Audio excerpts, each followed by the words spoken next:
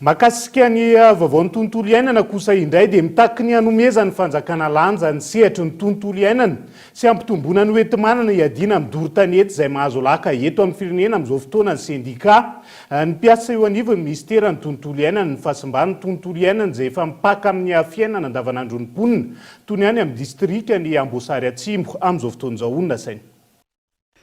Tsy ataony mpitondra laharam-pamena ny sehatry ny tontolo iainana eto Madagascar hoy ny syndicat du personnel du ministère chargé de l'environnement. Vokatra io tsy ampy ny fitaovana entin'ireo mpianala sy mpanentana eo amin'ny sehatry ny tontolo iainana miasa. Tsy misy ny drafitra mazava miainga avy amin'ny fanjakana fohy be hiarovana ny tontolo iainana sy hiadiana amin'ny doro-tanety sy ny doro-ala izay miha-mahery vaika isan-taona isan'ny antony mahatonga ny zava-misy ankehitriny hoy ny SPME.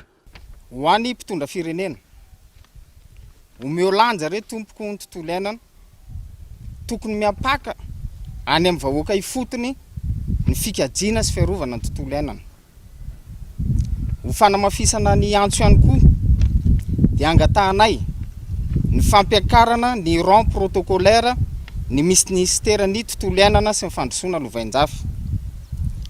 Eo ihany koa ny fampitomboana ny teti-bola mifanaraka amin'ny zava-misy ka miantso ireo parlementaire rotota mba handinika lalina tompoko.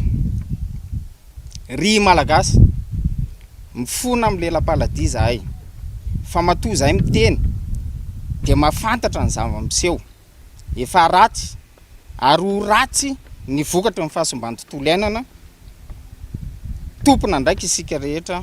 Isan'ny miaina ny fiovan'ny toetrandro vokatry ny fahasimban'ny tontolo iainana any amin'ny faritra Atsimo toy ny ao amin'ny distrika Ambosary Atsimo.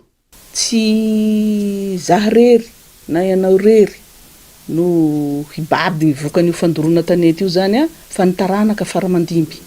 Ary raha mahita zany dia tsy dia eto Antananarivo loatra no ahitana an'ilay fahamaizana fa agny amin'ny province.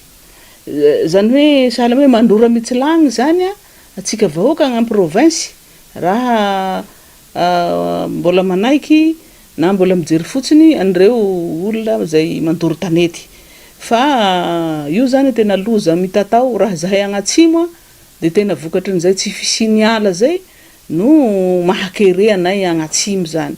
Ka eto dia magnentana ny malagasy rehetra mba tsy hiparitaka manerana ny nosy ty hanoanana ty zany fa mba anay agnatsimo zao dia mezaka ny hamboly hazo fa mba miteny kosa zahay aminareo namana vahoaka malagasy izay fianakaviako dia mba tsy handorondoro tanety fa tena mijaly tena mafy ny vokatra n'ilay tsy fisiony orana satria izany ny raha iainanay agnatsimo agny. Tsisy fampandrosoana vanina anatin'ny tontolo iainana potiky ny afo hoy ny syndicat du personnel du ministère chargé de l'environnement.